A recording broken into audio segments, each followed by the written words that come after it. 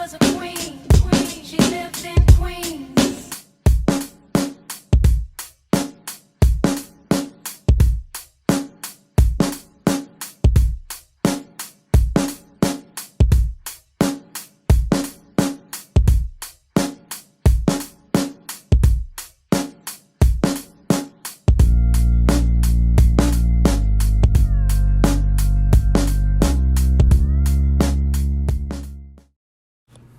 Hi lovelies, I am Queen Lovely. Thank you so much for clicking on this video. So I wanted to come on here and talk about this whole Chloe situation from the group Chloe and Holly. I think that's the name of their group. I feel like it's their first two names.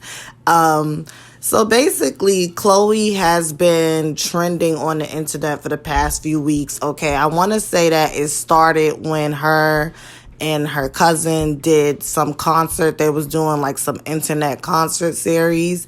And there was this clip of Chloe that had went viral where she basically was like dropping it low, like she was getting it. She was performing. She was like dropping it low, going up and down. She was just giving us mini Beyonce. You know, she was just doing her thing. You know, these girls have been in the industry for quite some time. And they are literally at that stage in their career where you could say like, okay, they've arrived. So then, you know, we have this Bust It challenge going on, and she made headlines once again for doing the Bust It challenge. And she's a very beautiful young woman. I think she did a good job in the challenge.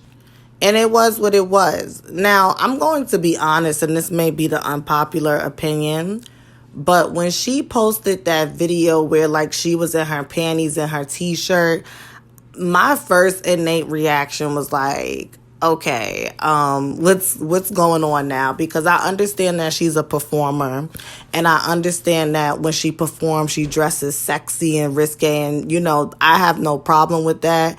I don't see anything wrong with that. Like, I totally get it. Like, when I think of female performers such as a Sierra or a Beyonce or a Janet, Normani, like, you know, J-Lo, they all wear stuff where it's like, some may say it's revealing, but to me, I just say that's like, you know, stage presence. It's stage costume.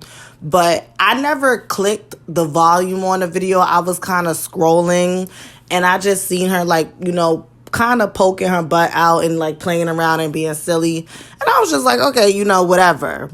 You had people on the internet and in the comments under these blogs basically saying that they hope she doesn't become one of those people that feels like she has to be overtly sexual, or she has to kind of yield to this hypersexual, you know, environment that we are living in, you know, this Uranus and Taurus era, in efforts to be popular, in efforts to get noticed. And that was my innate reaction too. The ironic thing about this whole conversation coming up now is that back when their album came out, The Ungodly Hour, I already was just like, okay, And Impressive, I know a lot of you are familiar with the blogger. She does documentaries. She is a music enthusiast. Impressive, shout out to her. She even, when she was reviewing the album, because Impressive loves, like, you know, R&B music, not today's R&B with like Janae and Summer, but you know, like Jasmine Sullivan R&B, Fantasia, Chrisette Michele. She loves and appreciates R&B music like that. And she even said, because, you know, Impressive is, you know, very spiritual and religious. I don't know about The Ungodly Hour. So I already had my eye on that group, like, okay. And then Chloe has been, you know, popping out. Now, I will say that when Chloe put out a video yesterday explaining how, like, you know, she's coming into another stage of her womanhood, and, you know, she's finally feeling confident, and this is how she expresses her confidence, that humbled me, because I'm like, you know, I've been there. I remember last summer when I went away to Martha's Vineyard, and I was very insecure about wearing a two-piece bathing suit because, you know, I have a gut. I'm very thick. And I put up a post talking about how it's taken me a long time to get to a place where I feel this comfortable. And I was taking pictures on the beach, like with my bikini and my butt out. So when she said that, I totally got it and I understood it. And I'm like, okay, I get where she's coming from. She's a young Black woman who's 23. Her surroundings have been of being around all types of people, but growing up as a Black girl and Black woman, it can be extra hard to find your confidence and find your self-value because we're living in a society where it's constantly pushing like this westernized, scale of what beauty is supposed to be, quote unquote. So I totally understood and related to where she came from, and it helped me to form a more objective opinion with context as opposed to just being like subjective and saying the first thing that comes to my mind. Now, as I was watching Impressive's video, there was a comment in the section that I did find interesting and I did resonate with. It was basically saying that why do women associate or why is sexuality synonymous with maturity, in a sense where when a woman is coming into her own and finding her confidence and maturing, the first thing she feels like she has to do is be overtly sexual. And I do feel like there is a double-edged sword with that statement because everyone's evolution and life process is different. So we don't know what leads women to lead with, okay, well, this is part of me introducing myself as a woman, I'm gonna be overtly sexual. We know that sometimes when women and men suffer from sexual trauma, that can, manifest in one or two ways. They could either become a hermit, where they're wearing oversized clothes and hoodies and hats, to feel safe. Or it could be a situation where in their mind, as part of reclaiming, their power and trying to deal with their trauma, they can become hypersexual and overtly sexual as a way to say, like, I'm going to make a decision to put my body on full blast and it's not going to be your decision. And going back to what Chloe said, she said, I have not been comfortable in my image. I always thought I was fat. So now that I'm getting to a place where I'm finding my confidence, I'm going to just show off every, part of my body. That's just what I'm going to do. This is how I find my confidence. Now, what I will say is I do think living in this age of social media and public forums and platforms where we are automated and subconsciously programmed to share and post everything, this is where the lines become blurred because Chloe can very much so, dress however she wants to show whatever she wants, but everything doesn't have to be uploaded to social media. So this comes back to the rabbit hole that we've, myself included, have all fallen down, seeking the validation, wanting to be validated by our online peers, getting that boost of, confidence and getting that ego stroke. And it's a slippery slope and a slippery line because with the good comes the bad. And while a lot of people were hyping her up and twisting her battery, you had people that were also like, girl, what is this? Like a white refrigerator, my Nene Lee's voice. But some people just was not feeling it. I will say this because, every time these situations come up, the first phrase, two phrases that come out is women empowerment and sexual liberation. And another comment that somebody left under Impressive's video, which I found was very interesting, is I thought the point of empowerment was to do the opposite of what is expected of a woman.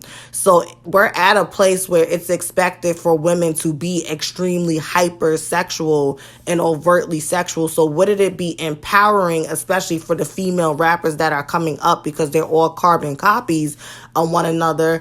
Wouldn't it be empowering if you went against the grain and instead of feeding into that overtly sexual look and having it all throughout your music, you actually talk about things of substance and show us some duality when it comes to, your physical image? You don't always have to be overly exposed and whatnot. And again, this is a slippery slope conversation where it's not black and white and there's gray areas because some of these women may like that. Some of these women may like, talking about all of that, explicit stuff and dressing the way that they dress. But we have seen, and I forgot who introduced this conversation, like when it comes to Trina, Meg, Cardi B, the City Girls, and Nicki Minaj, all of these women rap about, doing these men dirty and da-da-da-da, dusty this and dusty that. But when you look at them, they were real quick to jump into committed relationships, get married, have babies with men that are really considered to be low value in the way in which they show up. So that's very interesting. So once again, this comes back to the conversation.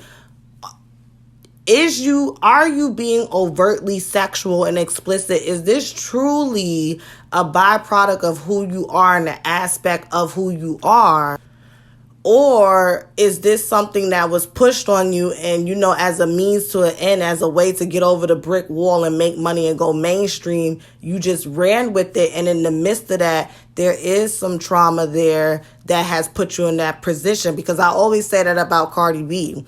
Cardi B did an interview when she first started blowing up, and she said she started stripping to escape domestic violence. She was working at the grocery store and going to college part-time, and she would get to work late because she would be coming from school, and her manager fired her, and her manager suggested that she go across the street to the strip club.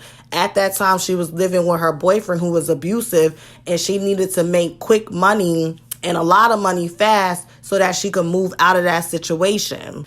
So even someone like a Cardi B, she was, I'm going to work a regular job, I'm going to go to school. That was her aspirations, but her life circumstances put her in a situation where she just was like, you know what, I'm going to just go strip and do all of this and I'm going to go get this money. So that's what I be talking about, where it's like you have these women pushing these images, but when you hear their story from their mouth, it's like this was not even a plan for them. This was not something that was instilled in them. This was something that just happened to be exposed to them because of life circumstances, and now they just have gone down the rabbit hole and ended up where they've ended up. So that's all I have to say about this situation. I think it's beautiful that Chloe is finding her confidence at the age of 23 as someone who's on that journey, been at where she's at. I totally get it. And I do have, more context and a wider perspective on her. I would just say, be careful and use discernment. If you have, even if it's just as much as you like having, I don't know. Be careful and use discernment, because like I said, the posting to social media always creates the gray areas, because it's just like, boo, you can be confident. You can be sexy. Like you can be all of that stuff. And it does not have to be posted to social media, but that's still this is part of her journey, right? This is part of her growth. She's still trying to find her confidence. And in the midst of finding our confidence, we're seeking validation. So she is going to get to a point in her womanhood where she's not going to solely rely on the validation of, her peers and her fans and so forth, but she's not there yet. And that's perfectly fine. Thank you so much for watching. Have a nice day.